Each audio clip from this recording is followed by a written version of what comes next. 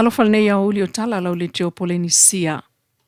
O le mta upule tau le ofisa tau si mawaenga ma wili o whanua o ainga o lo ta tia le ofisa tau si mawaenga ma whaatalitali ia le tunu. No o iai ia whaatau o mta upulote al palemene le asalulu mule stofi o le vai sonai e peo na tu ina tuaile li po timatala noina. I fina ngalo whaali o sa vaenga o whaipule a o fiai ma whaipule o lo o a fiai fo i o la tau ainga i le to alia lea mai le ofisa tau si mawaenga. A favor se lau varfu mal fitu no why the commission of the land commission mta upune ma rejected my land commission ono risio o ila to manatu ele liu la to ngoa ia le fanua ne al fanua ne le o rejected my ono al fanua le freehold land o mai le favor se lau viva su mal fa to bo la no to fa sa lau mo mai lo su ma fa pe na awina tu lo ia pe pasamo mia tau pole fa pepo e pea va tonu ye ye ile stete le ai moni ole temi la ole sa ave ile fa tuanga dem tanga lo ngai ne fa tino tu la ngai ne fa ngo fie ole tu lo tau mia la tua ya ine stete tele yo fa lo afia sa fa tuina la le pulega mo fesilingi ai le mafua anga ole fa tuai ona faia fa ai unga le ofisa Peita ina sao no le minister tau si mawaenga tuala Josefo Bonifacio. O le tu la fono ua wha ailo manino mai le ofisa tau si mawaenga wa uma ona amatu wha atununga le komisi. O le tu la fono tu fuata ina Samoe ilo tu la fono ia wha atulanga ni waenga tala whiangai. Ele o toe mamau ona maua leo se tali.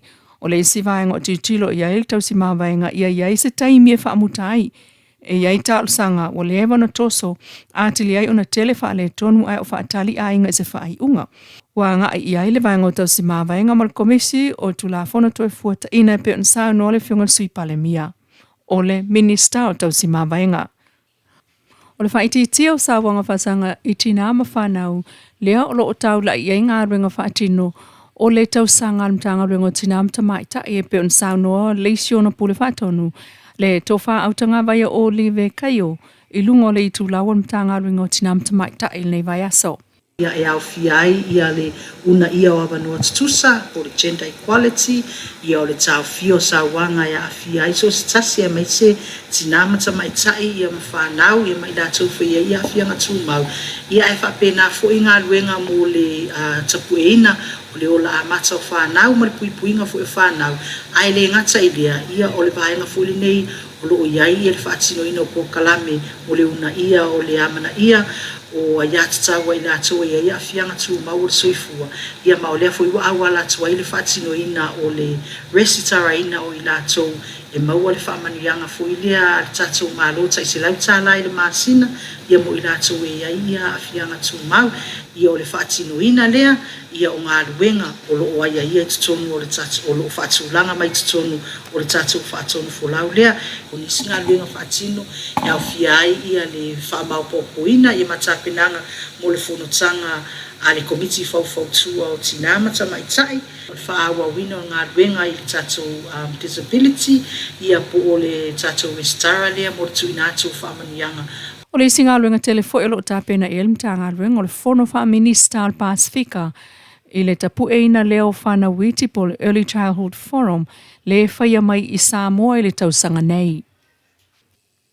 E whaase fulu tolu miliona TALA le tupele nupi wha leo le amata no whaamatu mai I tua mo ana pa anga whai sao whanga I le songo fuol vai aso FOU.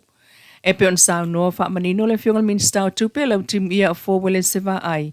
O vai ngā tupetele leo mai ona wha mao nia ma ua iai fo iona tuutuunga ma ia inga ilona vai vaina. Pe fo on sao noa le whiungal tamata I pula nupi whai au mai a toa lava le whapa sene lea I le taimi e tasi a le tangata whai sao whanga.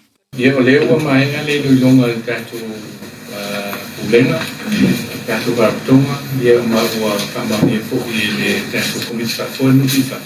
Ia le wila wa mai fautuanga I le minister. Ia maua taria fo. Ia lela u whailoa tua I whanauloa tua I tātou tunu, me se tātou o whaisau whanga. Ia le tātou dividend pay out ke ua pūmini, 5%.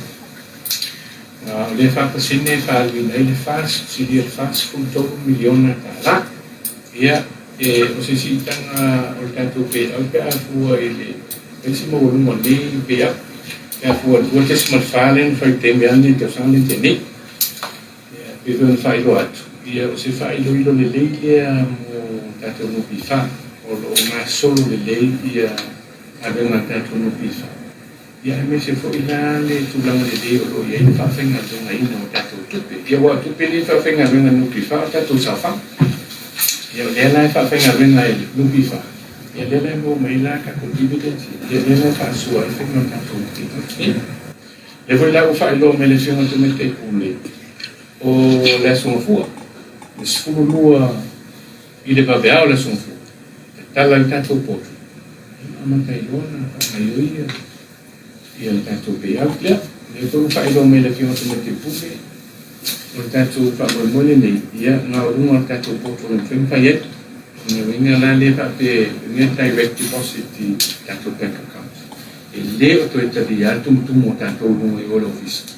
Le fai inga ka ko sia ki no yo to ta le me le me ko le sa ta to fai ko to sa ngani teni ya o alo e mo ta to ya ko le ni to mo ni ta to bank accounts destu la ta o le me sa no le fi on to mete pule o la to ko i ke le ta ku pe au te la lo me lima su TALA le fai le pe au o si sa o no ta to account le fo sa no manino te mete pule ta to fo le local e kan pule le overlong le sa no manino te mete pule e te TALA e faiana e a do le dividend de sa le ma ia o se le lo fa ta o te le mo ta to ia malanga fa lo Sauno le fionga le malu te mai pule no pifa e te tong ya to mai lava le fa pasene le i le taimi tasi.